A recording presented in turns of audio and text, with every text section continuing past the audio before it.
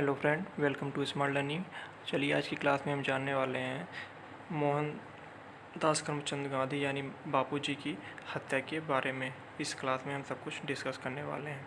तो जैसा आप सभी को पता होगा, मोहनदास करमचंद गांधी जी का यानी महात्मा गांधी जी का जो हत्या हुई थी वो 30 जनवरी 1948 को हुई थी। ये तो सभी को पता होगा। पर हत्या से जुड़े केस की एक और महत्वपूर्ण तारीख जो है वो 2 मई 1949 है। तो इसके बारे में हम बात करने वाले हैं। तो जैसा आप देख पा रहे हैं, तो महात्मा गांधी की हत्या के लिए पंजाब हाई कोर्ट में शुरू हुई थी नाथूराम गोडसे एवं अन्य के खिलाफ कार्रवाई। तो जैसे आपको अगर बोला जाता है कि नाथूराम करमचंद जी की हत्या के बारे में हमेशा जो है ये नाम लिया जाता है नाथूराम गोडसे का, तो मैं बता दूं केवल नाथूराम गोडसे ही इस हत्या में, निर्मम हत्या में इन्वॉल्व नहीं थे। इनके साथ एक और लोग थे जिसको हम आगे डिस्कस करने वाले हैं। तो जैसा आप देख पा रहे हैं कि 2 मई 1949 में जब बापू के हत्यारों की सज़ा को लेकर पंजाब हाई कोर्ट में सुनवाई हुई थी और तकरीबन इसमें 60 दिन की सुनवाई चली थी और 21 जून को आरोपियों को सज़ा सुनाई गई थी इस निर्मम हत्या के मामले में।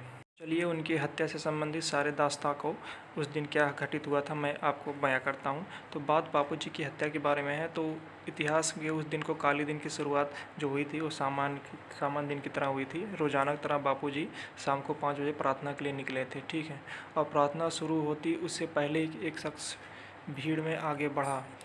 उस भीड़ में से एक शख्स बाहर निकला और आगे बढ़ा और बापू के पैर छूकर अपनी पिस्टल निकाली और उसमें उन्होंने 3 गोलियां लगातार दाग दी बापू के ऊपर और बापू से उसी जगह पर, जिस कारण उनकी मौत हो गई। और गोली चलाने वाला शख्स जो पकड़ा गया, जिसका नाम था नाथूराम गोडसे। तो चलिए इसके बारे में बात करते हैं। तो इस मामले में बंदूक पहुँचाने से लेकर गोडसे को प्रार्थना स्थल तक पहुँचाने में मदद करने वाले कई लोग शामिल थे। अच्छा, शुरुआती जाँच में पुलिस ने 8 लोग को आरोपी बनाया, जिसमें थे नाथूराम गोडसे, ठीक जैसा मैंने आपको बताया, उसका भाई गोपाल गोडसे, नारायण आपटे, विप्लव करकले, मदनलाल पहावा, ठीक है, शंकर किस्तैया, दत्तात्रय परचुरे और विनायक सावरकर। अच्छा, इस मामले की सुनवाई में लाल किले में बने ट्रायल कोर्ट में शुरू हुई थी और जिसका फैसला जो है ना वो 10 फरवरी 1949 को आया था, जब आत्माचरण से नाथूराम गोडसे और नारायण जहाँ पे क्या हुआ, जज ने जो नाथूराम गोडसे थे और नारायण आप्टे को फांसी की सज़ा सुनाई। अच्छा, सबूतों के अभाव में सावरकर को क्या किया गया था, बाद में बरी कर दिया गया था और बाद में दत्तात्रेय परचुरे और शंकर किस्तैया को संदेह का लाभ देते हुए बरी कर दिया गया था। बाकी 3 दोषियों को उम्र कैद की सज़ा दी गई थी। इसके बाद कुछ यूँ हुआ कि दोषियों ने ट्रायल कोर्ट के फैसले के खिलाफ पंजाब हाई कोर्ट में क्या किया, अपील दायर कर दिया। उस समय अच्छा, पंजाब हाई कोर्ट में शिमला के मिंटो कोर्ट में था, ठीक है। जो पंजाब का हाई कोर्ट था वो शिमला के मिंटो में था और 1904 में बने इस भवन में ही मामले का अंतिम सुनवाई जो है हुआ। अच्छा, गोडसे ने वकील की सेवाएं लेने से इनकार कर दिया और खुद ही अपनी पैरवी की। जो गोडसे ने वो अपनी मुकदमे की पैरवी खुद की थी। उसका मकसद था क्या, खुद को निर्भीक और हिंदूवादी विचारधारा नामक के तौर पर पेश करना था। वो अपने आप को हिंदूवादी विचारधारा के तौर पे पेश करना चाहता था और उसका सबसे बड़ी बात थी उसको कोई पछतावा नहीं था।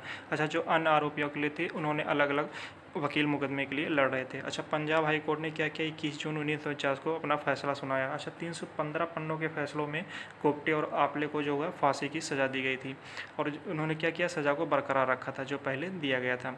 अच्छा, जो किए गए, गोडसे के परिवार ने तत्कालीन गवर्नर जनरल श्री राजगोपालाचारी, जैसा आपको पता होगा, के सामने दया याचिका भी लगाई थी और इस बारे में कहा जाता है कि दया याचिका की जानकारी गोडसे को नहीं थी। 5 नवंबर 1949 को हमारे जो गवर्नर जनरल थे श्री राजगोपालाचारी के सामने दया याचिका आई और 7 नवंबर को उन्होंने क्या किया, उन्होंने भी दया याचिका को खारिज कर दिया और 15 नवंबर 1949 को जो थे हमारे, और जो मैंने बताया आपटे और को अम्बाला जेल में फांसी पर लटका दिया गया था। अच्छा, जैसा मैंने आपको बताया स्टार्टिंग में जो पुलिस ने, उन्होंने 8 लोग को इस आरोपी बनाया था, लेकिन इसमें केवल 2 लोग को ही फांसी दी गई थी, गोडसे और आपले को।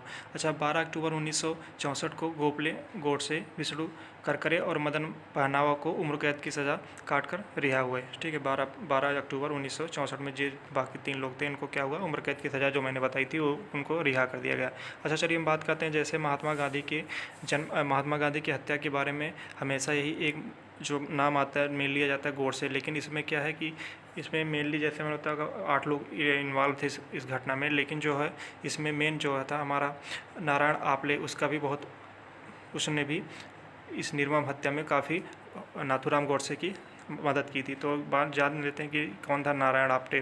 तो गांधी की हत्या का जिक्र होते ही जैसे हमने बताया कि नाथूराम गोडसे का ही नाम जबान पर आता है, लेकिन गोडसे के साथ 15 नवंबर 1949 को नारायण आप्टे को भी फांसी पर लटकाया गया था। जो नारायण आप्टे था वो पुणे का ब्राह्मण परिवार में पैदा हुआ था और 1932 में इन्होंने क्या किया था, बेसिक करने के बाद ठीक है वो अहमदनगर के एक स्कूल में पढ़ाने लगा था, जो हिंदू राष्ट्र दल से जुड़ा हुआ था और उसकी मुलाकात नाथूराम गोडसे से हुई और बाद में ही दोनों ने साथ में अखबार को देखने का काम करने लगे, मतलब अखबार में काम करने लगे थे।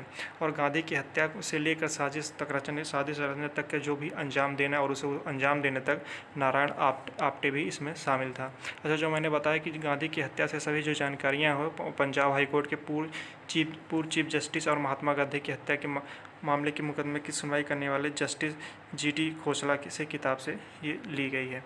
तो अगर जानकारी आपको अच्छी लगा हो तो please like and subscribe my channel. Thank you.